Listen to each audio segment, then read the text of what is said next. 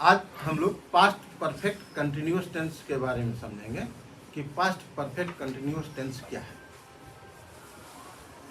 तो past perfect continuous tense, इस sentence को बनाने के लिए, पास्ट परफेक्ट कंटिन्यूअस टेंस के सेंटेंस को बनाने के लिए स्टूडेंट्स काफ़ी असमंजस में पड़ जाते हैं और गलत कर बैठते हैं।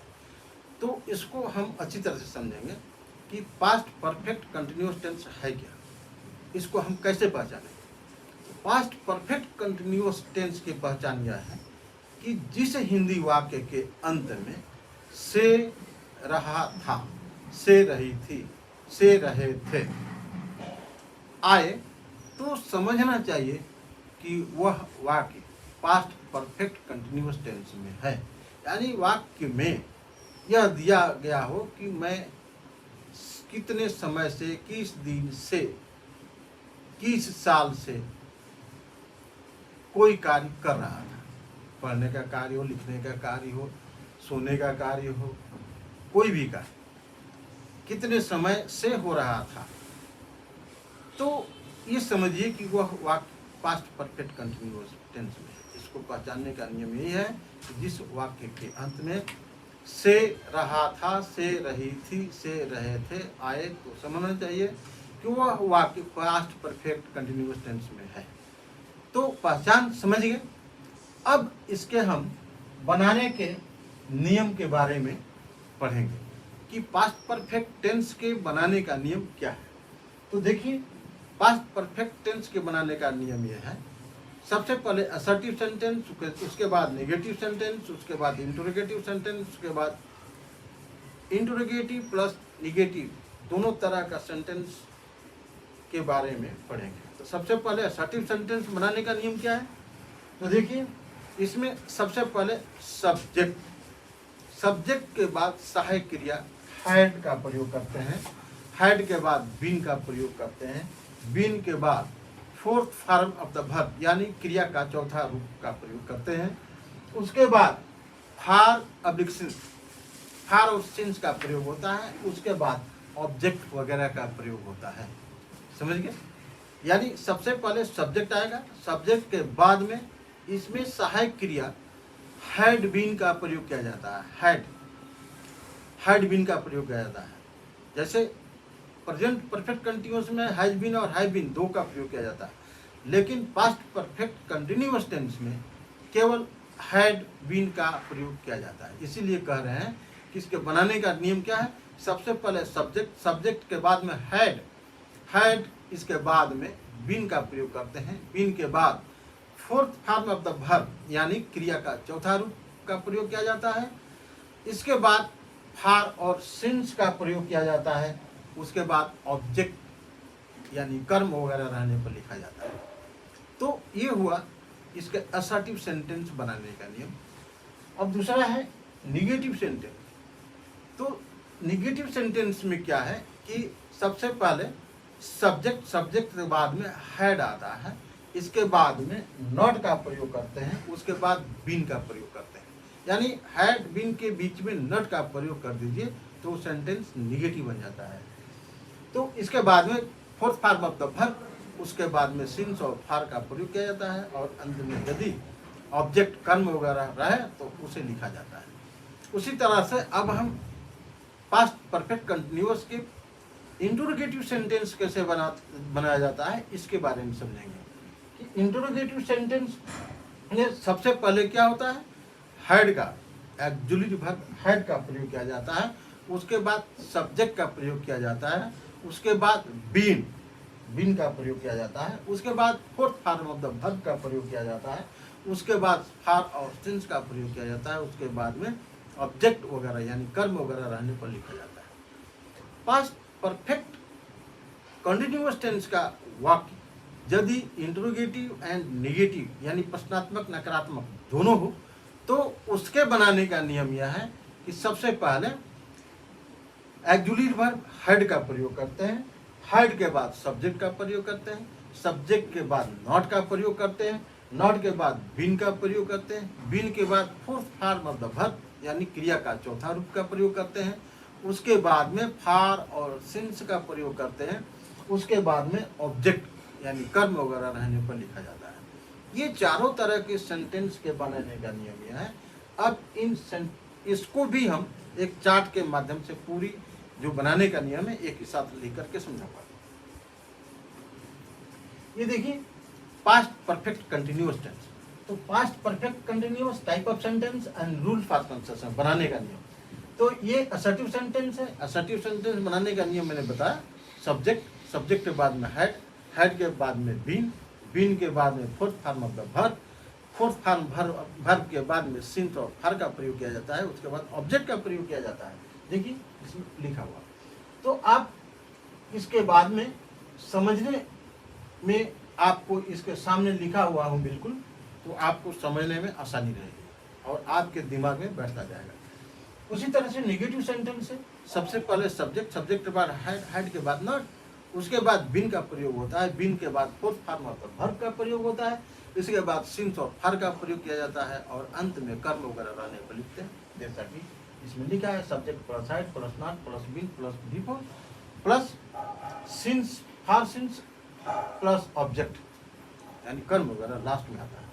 उसी तरह से अभी इंट्रोगेटिव सेंटेंस है। इंट्रोगेटिव सेंटेंस यदि पास्ट परफेक्ट कंटिन्यूअस टेंस का वाक्य इंट्रोगेटिव सेंटेंस में हो तो सबसे पहले एक्चुअली वर्ब हेड का प्रयोग किया जाएगा, हेड के बाद सब्जेक्ट, सब्जेक्ट का प्रयोग किया जाएगा, सब्जेक्ट के बाद में बिन आता है और बिन के बाद क्रिया का चौथा रूप यानी भी फोर का प्रयोग किया जाता है, उसके बाद फार और सिंस का प्रयोग किया जाता है, उसके बाद ऑब्जेक्ट वगैरह रहने पर लिखते हैं। उसी तरह से यदि वाक्य पास्ट परफेक्ट कंटिन्यूअस का वाक्य प्रश्नात्मक और नकारात्मक दोनों एक ही साथ में आ जाए तो उसके बनाने का नियम क्या है? देखिए सबसे पहले हैड, उसके बाद सब्जेक्ट, सब्जेक्ट के बाद में नॉट, नॉट का प्रयोग होगा, उसके बाद बीन, उसके बाद में fourth form of the verb, उसके बाद में फॉर सिंस, उसके बाद में क्या आएगा ऑब्जेक्ट वगैरह रहने पर लिखा जाता है।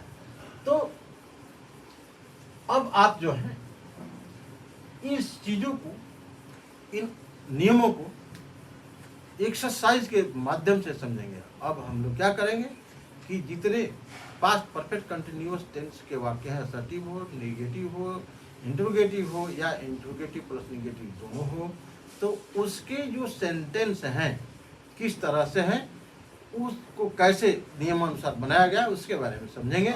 सबसे पहले असर्टिव सेंटेंस। असर्टिव सेंटेंस क्या है? I had been studying for 2 days। देखिए फार का प्रयोग किया गया। अब यहाँ पर मैं बताऊंगा आपको कि I had been studying for 2 days, मैं 2 दिन से पढ़ रहा था।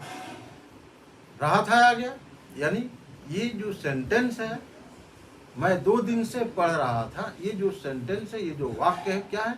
पास्ट परफेक्ट कंटिन्यूअस टेंस में, क्योंकि इसमें से रहा था आ गया, इसलिए ये वाक्य जो है पास्ट परफेक्ट कंटिन्यूअस टेंस में है।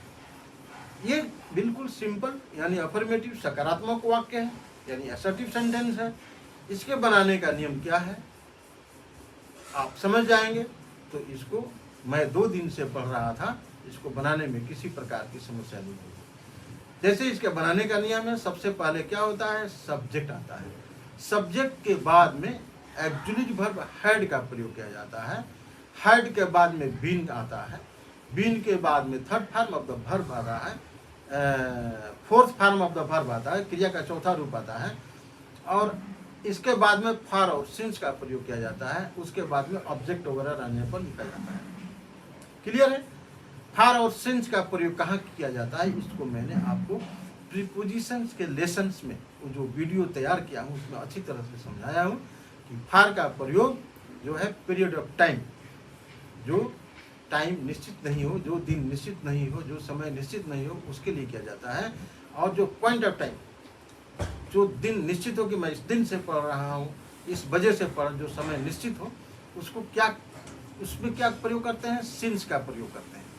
तो फॉर और सिंस का प्रयोग के बारे में आप समझ जाए तो आपको 25% सॉल्यूशन मिल जाता है यहाँ पर। तो सबसे असर्टिव सेंटेंस बनाने का नियम क्या है? सबसे पहले सब्जेक्ट, सब्जेक्ट के बाद एक्चुअली वर्ब हैड, हैड के बाद में क्या आता है? बीन आता है, बीन के बाद में क्या आता है?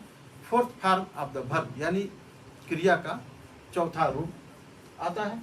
उसके बाद सिंस और फॉर। अब वाक्य में अगर पीरियड ऑफ टाइम हो तो फॉर और पॉइंट ऑफ टाइम हो तो सिंस का प्रयोग करते हैं, जैसा कि मैंने समझाया है। उसके बाद कर्म वगैरह रहने पर लिख देते हैं, जैसे मैंने बताया I had been studying for 2 days, for 2 days। ठीक है, तो ये क्या है? पास्ट परफेक्ट कंटिन्यूअस टेंस का असर्टिव सेंटेंस है। अगर इसी असर्टिव सेंटेंस को हमको नेगेटिव बनाना हो तो क्या कर देंगे? हैड के बाद में नॉट का प्रयोग कर देंगे, बाकी नियम सेम रहता है। देखिए, हैड के बाद नॉट, उसके बाद बीन, इसके बाद वी फोर, उसके बाद सिंस फॉर, इसके बाद ऑब्जेक्ट। तो ये we had been dancing since 4 o'clock, हम लोग 4 बजे से नाच रहे थे, हम लोग 4 बजे से नाच रहे थे। यानी पॉइंट ऑफ टाइम है, फिक्स टाइम है कि हम 4 बजे से नाच रहे थे। तो यहाँ पर सिंस का प्रयोग किया गया है। We had been dancing since 4 o'clock, लिखा है we had been dancing since 4 o'clock। उसी तरह से you had been swimming for 2 days, आप 2 दिन से तैर रहे थे, या आप लोग 2 दिन से तैर रहे थे। You had been swimming for 2 days, 2 दिन से मतलब कोई 2 दिन भी फिक्स नहीं है, समय भी फिक्स नहीं है, इसीलिए फॉर का प्रयोग किया गया है। अब they had been reading since 4 o'clock, इसमें सिंस आ गया।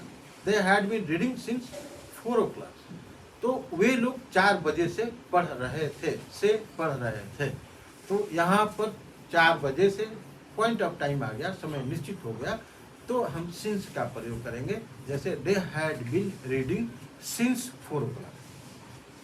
ही had been eating a bread for 3 days, 3 दिन से वो ब्रेड खा रही थी। उसके बाद में क्या है? It had been raining today since morning. अब देखिए सिंस मॉर्निंग आ गया, सुबह से फिक्स हो गया, सुबह से, दोपहर को नहीं, सुबह से। It had been raining today since morning. तो जहां अब सिंस मंडे, अगर दिन भी निश्चित हो गया, अगर मंडे से बारिश हो रही थी तो क्या करेंगे? It had been raining since Monday, सोमवार से बारिश हो रही थी, it had been raining since Monday. तो यदि पॉइंट ऑफ टाइम आ जाता है तो वहां पर सिंस का प्रयोग किया जाता है, और पीरियड ऑफ टाइम रहता है तो वहां पर फॉर का प्रयोग किया जाता है। उसी तरह से अगर इसका निगेटिव बनाना है तो हैड के बाद में नॉट लिख लीजिए, उसके बाद में बीन लिख लीजिए, तो निगेटिव सेंटेंस मिल जाता है। अब हम इंट्रोगेटिव सेंटेंस के बारे में जानेंगे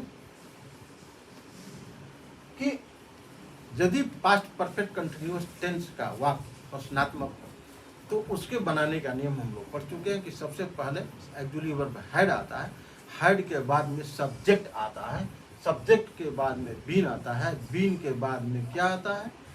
fourth form of the verb आता है, उसके बाद में फॉर ऑब्जेक्ट सिंस आता है, उसके बाद में ऑब्जेक्ट वगैरह रहने पर लिख देते हैं।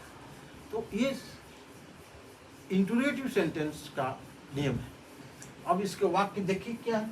क्या मैं 2 घंटे से पढ़ रहा था? क्या मैं 2 घंटे से पढ़ रहा था? से पढ़ रहा था। क्लियर है कि पास्ट परफेक्ट कंटिन्यूअस टेंस का वाक्य है। मैं 2 दिन से पढ़ रहा था या 2 घंटे से पढ़ रहा था। ये भी पीरियड ऑफ टाइम है, इसमें भी निश्चित नहीं है 2 घंटे से मतलब कि 4 बजे से। मान लीजिए अभी 5 बजा है तो 2 घंटे से पढ़ रहा था, 5 बजे से पहले 2 घंटा निकालिए, 3 बजे से हुआ।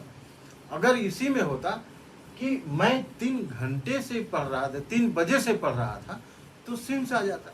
लेकिन इसमें क्या है कि समय निश्चित नहीं है, यानी पीरियड ऑफ टाइम है, इसलिए इसमें फॉर का प्रयोग करेंगे। Had I been reading for 2 hours। और इसी का यदि हमको इंट्रोगेटिव और निगेटिव भी बनाना, इस इंट्रोगेटिव सेंटेंस को निगेटिव भी बनाना है, यानी इंट्रोगेटिव प्लस निगेटिव दोनों सेंटेंस है, तो क्या करेंगे? हैड आई नॉट, आई के बाद क्या कर देंगे, नॉट का प्रयोग कर देंगे, उसके बाद बीन कर देंगे, उसके बाद fourth form of the verb, उसके बाद फॉर सिंस का प्रयोग करेंगे, उसके बाद ऑब्जेक्ट वगैरह आ जाता है।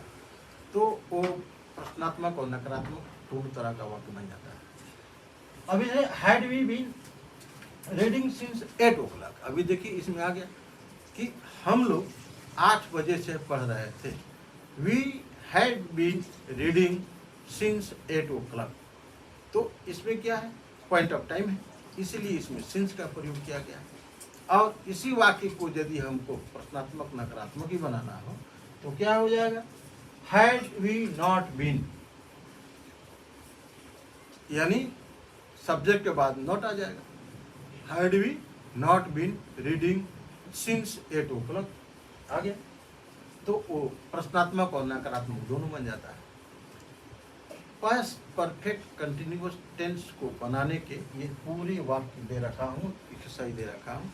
आप इसी तरह जिस तरह से मैंने समझाया है उसी तरह से आप इसको समझ करके आप खुद बनाइएगा, तो आपके दिमाग में बैठ जाएगा। मैंने क्या पढ़ाया आज आपको, पास्ट परफेक्ट कंटिन्यूअस टेंस के बारे में पढ़ाया। इस वीडियो में पास्ट परफेक्ट कंटिन्यूअस टेंस के बारे में पढ़ाया हूँ, इसका नियम पूरा बता दिया हूँ।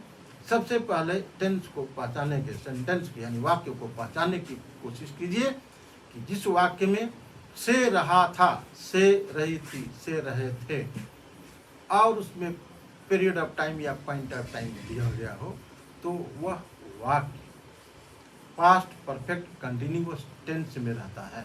और इसके बनाने का नियम मैंने आपको क्लियर बता दिया है। असर्टिव सेंटेंस के भी बनाने का नियम, इंटरोगेटिव सेंटेंस के बनाने का नियम, निगेटिव सेंटेंस के बनाने का नियम, और यदि वाक्य प्रश्नात्मक नकारात्मक यानी इंटरोगेटिव प्लस निगेटिव दोनों ही रहे तो उसका भी नियम मैंने पूरा अच्छी तरह से बता दिया है। और एग्जाम्पल्स दे करके कौन सा वर्ड कहाँ रहेगा, क्यों रहेगा, नियमानुसार रहेगा, तो पूरी अच्छी तरह से आपको मैंने इसको समझा दिया हूँ।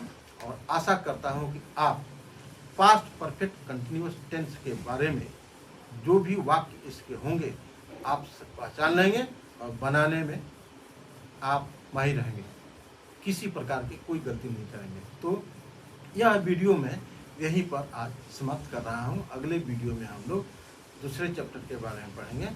तो आज इतना ही पढ़िए, लाइक और सब्सक्राइब जरूर कीजिएगा ताकि हमें भी खुशी रहेगी कि इतने बच्चे पढ़ रहे हैं। ओके, धन्यवाद।